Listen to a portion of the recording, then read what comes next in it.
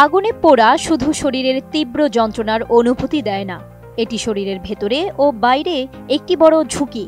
এমন সময় শুধু চিকিৎসা নয়, পুড়ে যাওয়া রোগীর দ্রুত সুস্থতার জন্য সঠিক খাদ্যাভ্যাস খুবই জরুরি। কারণ পোড়ার পর শরীরের প্রয়োজনীয় শক্তি ও পুষ্টি চাহিদা অনেক বেড়ে যায়। চিকিৎসা বিজ্ঞানের মতে পোড়ার পর যত দ্রুত পুষ্টি সরবরাহ করা যায় ততই রোগীর সুস্থতা ত্বরান্বিত হয়। আন্তর্জাতিকভাবে গৃহীত গাইডলাইন অনুযায়ী পোড়ার পর প্রথম 6 থেকে 18 ঘন্টার মধ্যে অ্যান্টারাল বা নাকের মাধ্যমে পুষ্টি সরবরাহ শুরু করা হলে তা রোগীর জন্য নিরাপদ ও জীবন রক্ষাকারী হিসেবে কাজ করে। ক্ষত সারাতে, সংক্রমণ ঠেকাতে এবং শরীরের ভেতরের কোষগুলো দ্রুত পুনর্গঠনের জন্য দরকার ভিটামিন, খনিজ, প্রোটিন এবং প্রচুর পানি। এক্ষেত্রে রোগী কি খাবেন তা জানালেন পুষ্টিবিদরা। এ সময় রোগীকে প্রোটিন সমৃদ্ধ খাবার খাওয়াতে হবে। মাছ, মাংস, ডিম, দুধ এবং দুগ্ধজাত খাবার, ডাল, শিমের বিচি ইত্যাদি প্রোটিনের ভালো উৎস।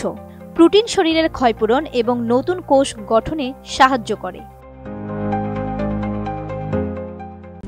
RICL TMX, যুগের পর যুগ স্থাপনা থাকে মজবুত।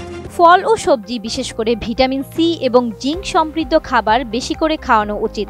ভিটামিন সি রোগ প্রতিরোধ ক্ষমতা বাড়ায় এবং জিঙ্ক ঘা শুকাতে সাহায্য করে। কার্বোহাইড্রেট ও ফ্যাট জাতীয় খাবার যেমন ভাত, রুটি, আলু, মিষ্টি কুমড়া, তেল, ঘি ইত্যাদি রোগীকে পর্যাপ্ত ক্যালোরি সরবরাহ করবে। ক্যালোরি শরীরে শক্তি যোগায় এবং দ্রুত সুস্থ হতে সাহায্য করে।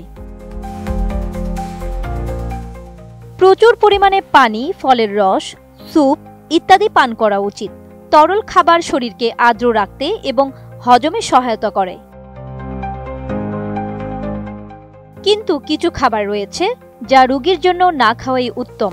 অতিরিক্ত চিনিযুক্ত খাবার যেমন মিষ্টি, কেক, কোমল পানীয়, প্রক্রিয়াজাত ফাস্টফুড, অতিরিক্ত তেল চর্বিযুক্ত খাবার, কাঁচা বা হাফ সেদ্ধ খাবারে সংক্রমণের ঝুঁকি থাকে ও অতিরিক্ত মশলাযুক্ত খাবার না খাওয়াই ভালো। এছাড়াও রোগীর অবস্থা বুঝে পুষ্টিবিদরা অন্যান্য খাবারও অন্তর্ভুক্ত করতে পারেন। যেমন যাদের ডায়াবেটিস আছে তাদের জন্য শর্করা জাতীয় খাবার নিয়ন্ত্রিত পরিমাণে খেতে হবে। তাই রোগীর শারীরিক অবস্থার উন্নতির জন্য পুষ্টিবিদের পরামর্শ অনুযায়ী খাবার তালিকা তৈরি করা উচিত।